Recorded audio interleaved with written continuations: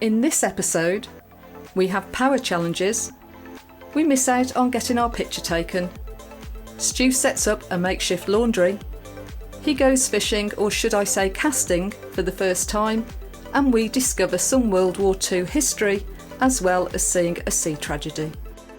You are ready for a different kind of life. You're silent, bold, the wind is calling. You must return to the wild. As we wake up, Stu discovers the battery power has dropped off to a low voltage again. But first, before we get stressed, we decide to get our priorities right and have our breakfast. But we soon discover that the marmalade has decided to hide itself. I definitely bought one because I picked one up, put it back down because it was a cheaper one. What's that? Aha! And I wonder if, like us, you have a van that moves things around. Running around the van, hiding. Because of our ongoing battery issues, we decide we need to move and get to a campsite with electric hookup to give Harry a 24-hour boost. So, unfortunately today, our county fair visit is scrapped. But we pass the queues starting to build up as we leave Helmsley. But as the saying goes, needs must. And so we head for a lay-by to regroup and see if we can get booked into a campsite somewhere. Although Stu now believes he understands the battery, there is still obviously an underlying issue that we haven't yet discovered. We know the battery is more than capable, but unfortunately for our sense of humour, that discovery won't be until a future episode. We've had a learning curve of a morning. We have indeed. Got a slight change of plan today. I've learned quite a bit about the battery. I pushed the battery too much. We had 3 days because of my shoulder up in the Yorkshire moors. We then only travelled 20 minutes to Helmsley, and we've been there another couple of nights. So the batteries have had minimal charge time up. 20 minutes drive, wasn't it, about? Yeah, that's all we had, and a couple of turnovers, but nothing for a long duration to this. So last night the battery went down to below 12, and I think at 11.6 volts it will, water safety factor, lithium batteries will drop basically. It went down, it shut off. So I thought that was fine. Got up this morning, knew we'd have to go and recharge, so we've just driven off from where we're at, but it's not charging, and I think I realise now, understanding more, the lithium battery needs a reset because it's now discharged full. So I don't think the alternator, by the looks of it, is enough to do that reset. I think it needs I don't know electrics, but a higher power capability. So we're gonna go to a site tonight and hook up. So that's where we're at. Oh, so yeah. Come on. So I'm normally I would be absolutely running around, and I'm not. We're learning things like this you wouldn't believe. Which is what this trip is called, so I'd rather do it here than in Ireland. That's your keys. I've learned I've got my So Jane's managed to jumper dress herself inside inside out, so well done to Jane. but because it's layer, 2, Three. 3. She I'm doesn't not care. changing it. She doesn't care anymore. I've just She's let gone, herself go completely. I've gone over to Vanlife. So we eventually find a campsite on the coast at Filey, and we head off. And in the distance we can see the county fair and all the stalls that we'll miss out on today. We met him on the way here, which is a lay-by just outside of Helmsley. And now he's moved and he's turned around. He's desperate to get hold of me. So we've literally gone past this bloke twice in what, half hour? Yeah. Not me, mate. No. The campsite outside Filey is around 40 miles away, and it should take us about an hour.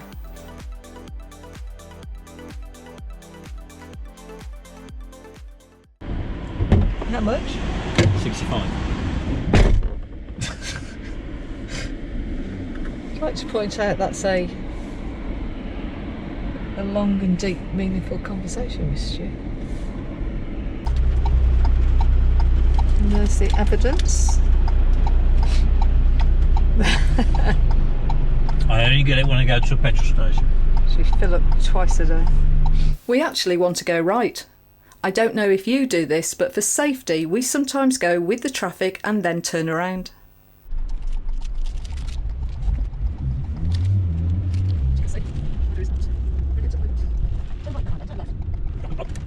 And we're off again on what's turning out to be a very grey day.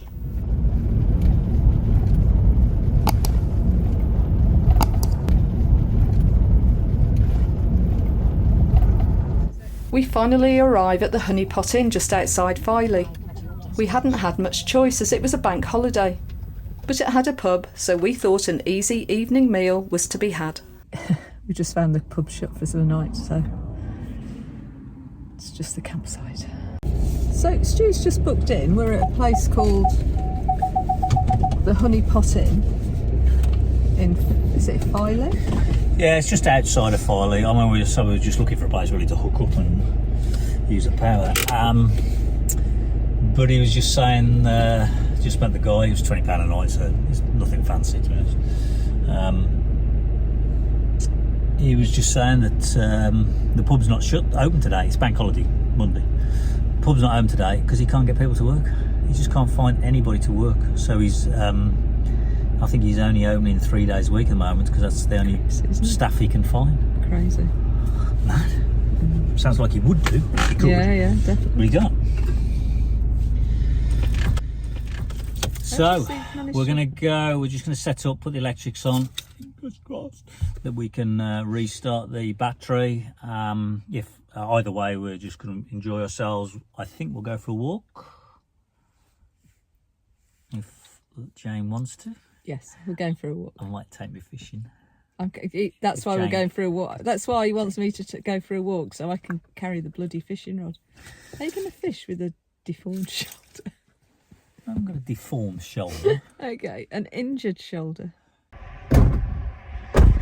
And it's the moment of truth as Stu hooks up to the power.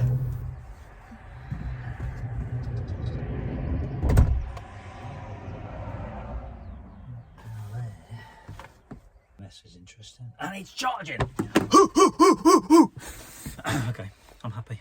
You can carry on with your holiday. You don't have to go home. I didn't mind going home. Oh, did I? We didn't particularly want to go home. I won't lie, but if we had to, we had to. I'm on 11.8 volts, powering in at 186 by the looks of it. So it's all about whether I can get it up to 13.2 and it holds its charge. If so, I'm a happy boy. When I said that we would never get a mat, well, completely changed my mind on that one. But my advice is to you, the first one we bought was black and I literally can't get those bits off. So, whereas this, it's speckled, so don't go for a black one, whatever you do. It's still dirty, but you just don't see it's it as dirty. It just needs it needs a knock, and I mean, we've been in and out. I can't live with that, it's just doing me head. So we're doing spot washing, which is something that's a bit more efficient with washing, just the areas that need it. So we're going to use the advantage of the day that we're going to be hooked up, fill up with water, do some washing, put it out to dry before we go for a walk. There's a bit of a breeze here as well, so that should dry quite fast. Unfortunately, that was Stu's view, as I never thought it would dry as fast as he thought it would. Using the awning that's wound out a few feet as a washing line works really well.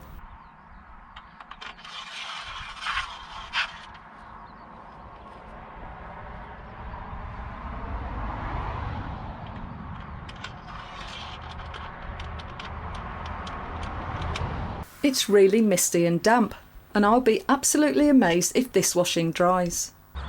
So temporary laundry on using the side of the awning. I'm just using these screws that you get that go down the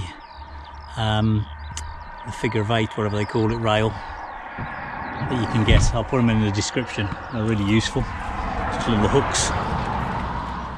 Put the awning legs out and stabilise it just in case the wind picks up, but I don't think it will. So I'll just hopefully air in the breeze.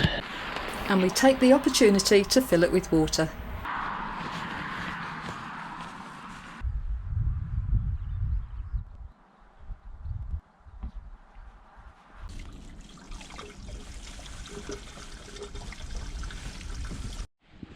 So we've just left Harry. We're going off on for a walk down to the Filey Bay at the far end. I'm hoping there's some rocks maybe I can fish off.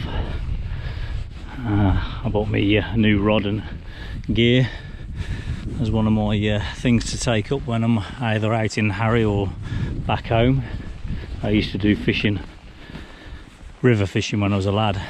I like river fishing and also sea fishing off the rocks for mackerel and things like that. Round pillars on that bar, it's beautiful.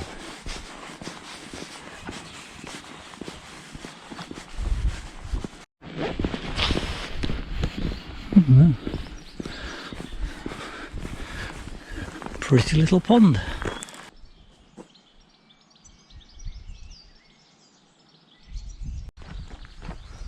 That's a pretty little church, that is. St Leonard's Church in Speeton is one of the smallest in Yorkshire, and it was built in the Norman era no later than the 1100s. The church is dedicated to St Leonard, who was the patron saint of prisoners and captives. Back in the old days, because there's no burial grounds at the church, the pallbearers had to carry the coffins to Bridlington Priory, which is 5 miles away. And we carry on with our walk to the beach. Well, all of a sudden the mist or cloud is coming in off the sea. We're going down to Speeton Sands. Not quite sure how much we'll see of it.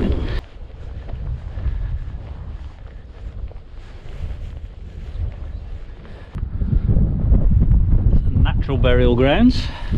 Don't see that quite very often. This has been a very long walk. One of us by now has lost their sense of humour, and I can tell you it's not the one that's carrying the camera.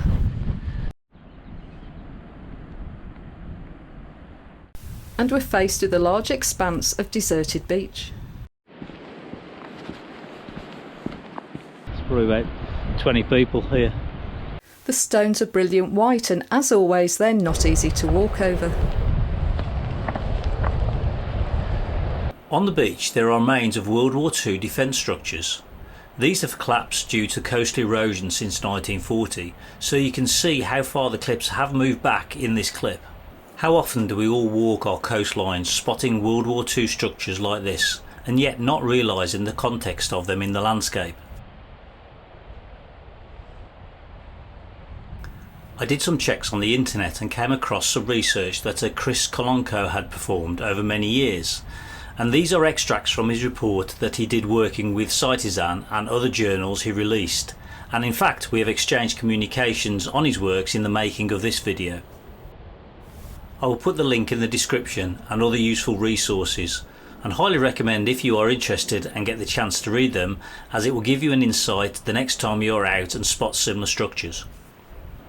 This extracted image from a journaled article shows the pillbox positions in this area. There were 2 designs of pillboxes used here. This one in our video I believe is the one known as the eared type, being mainly on the cliff top for 2 machine guns like a Vickers gun. There was also a second type called the lozenge shaped one for riflemen and a couple of Bren guns at either end. Chris also established the positioning of the pillboxes was not random and ensured that the arc of fire overlapped to get maximum coverage. He also mapped out the position of barbed wire and trenches associated to support the pillboxes. Personally, I learned a lot from these articles, and they also did a YouTube video which Chris explains in a lot better detail than I can, so if you're interested, again I'll put the link in the description. He's collecting plastic off the beach by the looks of it. It's a long way to drag that, but good for him. So I just set myself up.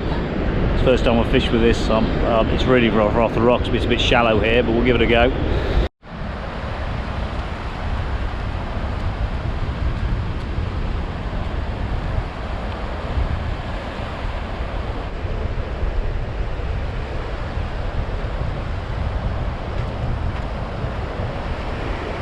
So while Stu plays at being a hunter, I walk down the beach and I discover the wreck of a ship. And it turns out it was an Austrian steamship called Laura. It was a 2,000-ton cargo ship, and she found herself off the coast near Filey in thick fog in 1897. And despite efforts to save her, her cargo of coking coal was lost. And what you're looking at now is the boiler and the eyelet where the propeller shaft went through. Never fails to amaze me how the dogs just run into that water. It is absolutely bitter. And yet they just run into the water as if it's just nothing. Stu didn't catch anything for tea, so unfortunately it looks like it's salad again. And we head back to Harry, taking in the views as we go along, which is also known as catching our breath. Of course, whilst it's great going down, it does mean that you've got to go back up it on the way back, and it's a bit of a climb from the beach. Well, I hope you found this episode interesting, and if so, please remember to hit that like and subscribe button, as it really helps our channel. Oh, and remember those clothes. Stu realises he was wrong, I was right, as always.